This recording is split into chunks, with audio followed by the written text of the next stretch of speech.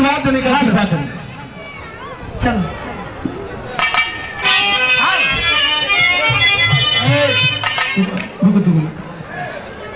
उपस्थित यहाँ सम्मानित नागरिकगण और आज हम लोग के बीच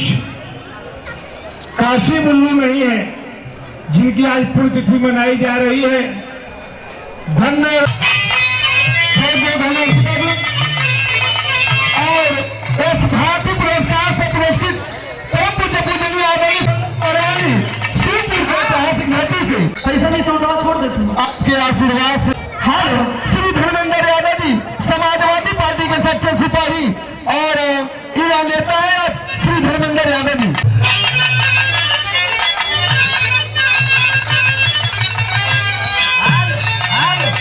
श्री धर्मेंद्र यादव जी आप मंच पे आवे, आपका स्वागत है। श्री शंकर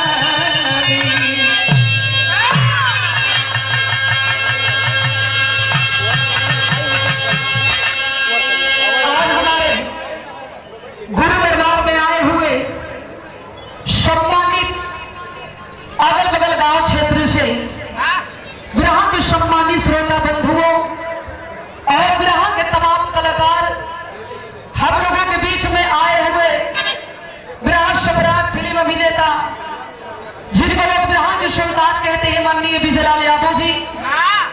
और फिल्म अभिनेता माननीय मनोज सिंह टाइगर जी, जिनको आप लोग बालासा चाचा के नाम से जानते हैं। मैं चरणों में नमन कर रही हूं और शुभ से पहले मैं अपने गुरु के चरणों में कोटि कोटि नमन कर रही हूं। बहुत समय कम था और हिंद केसरी लालजी पहलवान जी के सुपुत्र 5 मिनट का गीत आप लोगों ने सुना दी छुट्टी इनकी दबही कभी से लिखले हैं टूटिया हो तो आप लोगों छबा करब का नाम बा कैसे धुनवा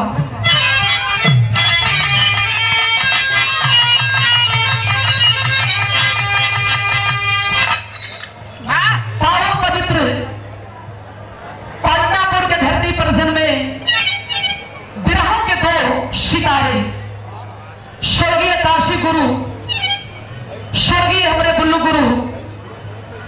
बनारसी गुरु मन्नू गुरु जी और मनोहर पहलवान जी। मैं गुरु जी के चरणों में नमन कर रही हूं। हमारे बुल्लू गुरु गीत के गालो का गाओ मास्टर।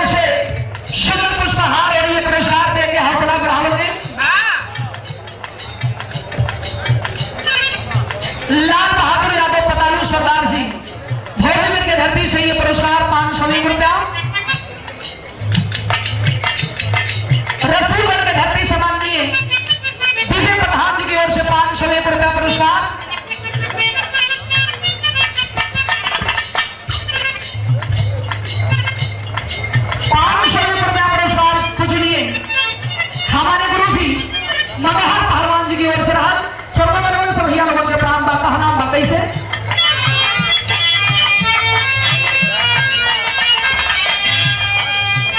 जेकरे चलते उदियों मदिया में बहार भइलना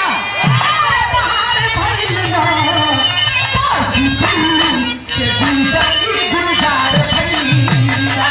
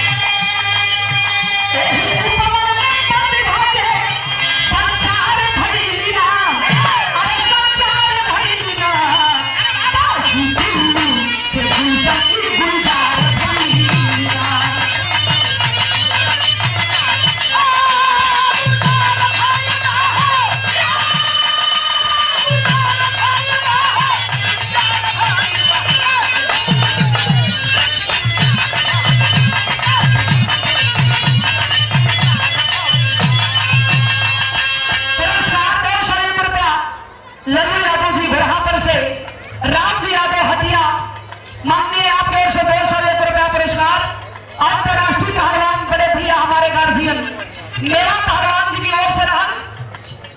और ये लल्लू यादव हटिया सम्मान में 200 रुपया पुरस्कार और बड़े भैया हमारे गुरु जी काशी गुरु जी के सपुत्र डॉक्टर सुभाष यादव जी भैया की ओर से पुरस्कार है सब भैया लोगों के प्रणाम बा माता जी के गोद में जब चारों फूल खिलल तो वो समय के बाद कभी जी लिखत ही कैसे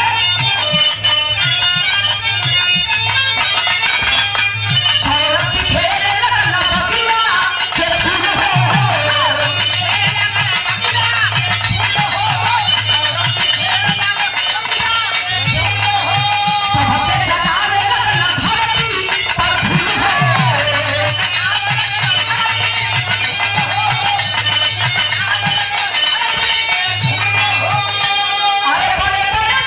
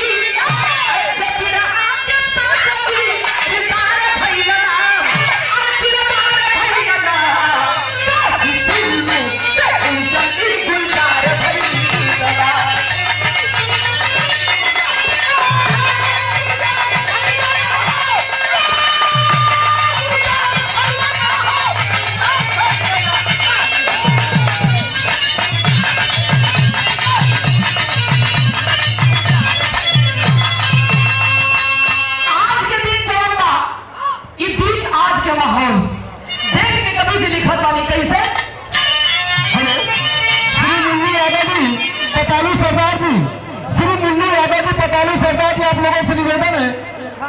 कृपया मंच पर 5 मिनट। ताना बताइए से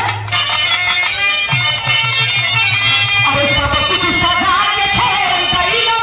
वो ताना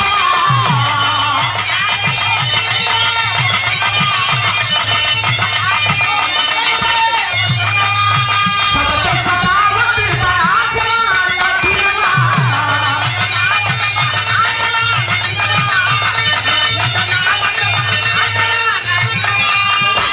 अरे खिड़कियां मार रही अरे खिड़कियां मार रही अरे खिड़कियां मार रही अरे सदर जय जयकार अरे सदर जय जयकार कोशिश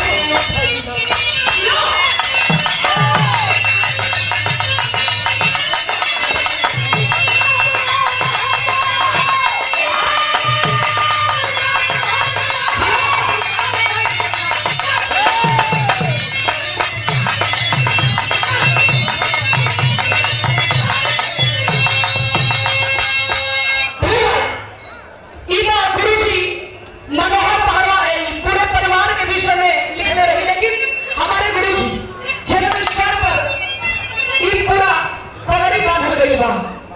पूरा पगड़ी बांधल गई बा। तब मनोहर पहलवान जी के विषय में, अपने गुरुजी के विषय में दुलाय भगवान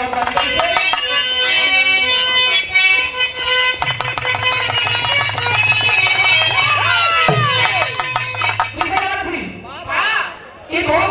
बतासा चाचा के सम्मान में गंगा चैनल में हमन के 15-20 दिन साथे रहनी जा, बड़ा आपके आशीर्वाद मिलल। और यहाँ मंच पर जब हम आईनी तो अपने आपके मनोजी ना संभाल पौनी ही गले मिलने नहीं, यही में कितना आदमी डूबे उतराए लगल हुए। ऐसी कोई बात नहीं है, हम लोगों की तो फोन पे भी बात होती रहती है। ताना बकई से